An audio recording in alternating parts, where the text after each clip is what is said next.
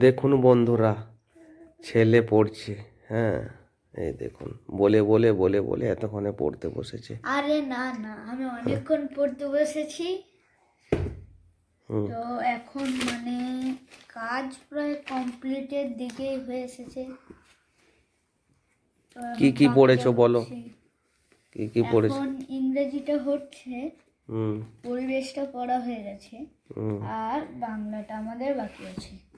আচ্ছা, কতক্ষণ সময় লাগবে আরো? আর হাতে লেখা করতে হবে, তাই মিনিমাম ভালো করে করতে হবে, তার জন্য 8 ঘন্টা টাইম তো লাগবে। তাহলে তাড়াতাড়ি করো, তারপরে কি আছে খাওয়া দাওয়া? কারণ হাতে লেখা করতে হলে টাইম দিয়ে করতে হবে, হুম। যাতে হাতে লেখাটা আমাদের ভালো হয়। হুম। আমার হাতে লেখাটা তবু এত ভালো নয়। হুম। ঠিক আছে, পড়ো।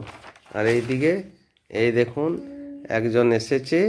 ইনি হচ্ছে মামার ছেলে, আমার ছেলে, এনার মামার ছেলে। এই যে ছোট ছেলে।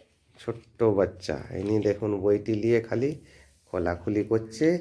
হ্যাঁ, এই দেখুন, উঁচু এদিকে তাকাও, এই এদিকে দেখুন, তাকাও।